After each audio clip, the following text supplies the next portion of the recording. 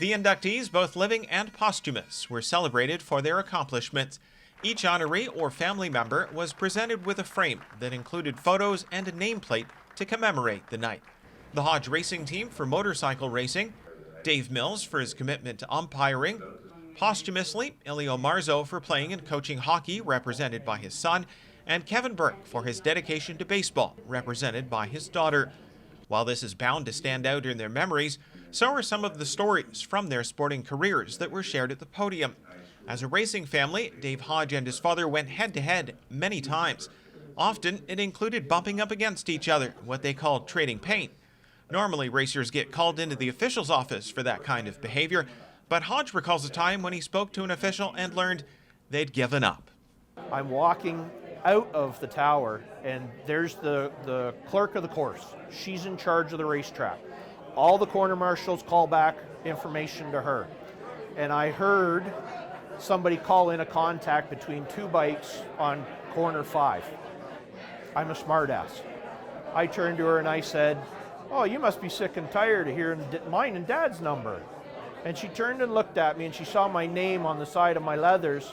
And she went, "Oh yeah, Dave, we stopped calling you guys in 2 years ago." And it caught me off guard. I ran straight into a door.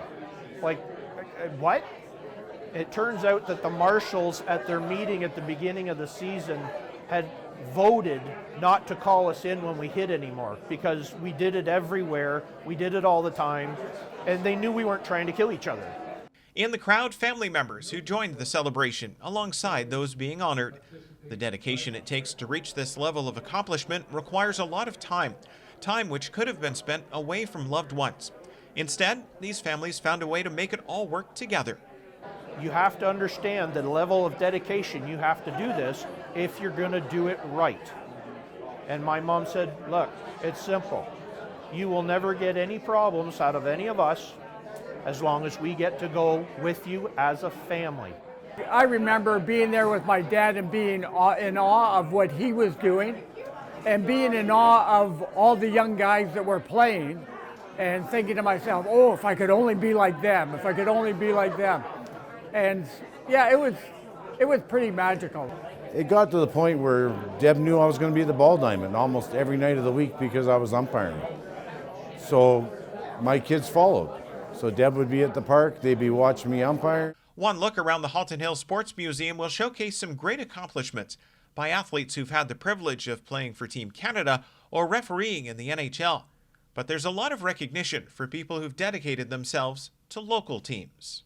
This is nice because we do get to celebrate referees and officials and people who are sometimes behind the scenes or people who never wanted to be celebrated. They just wanted a ball diamond for the kids to play on. They just wanted an arena for the kids to skate at. So it's good to celebrate them so that people understand how we got here and why you have a ball diamond with lights.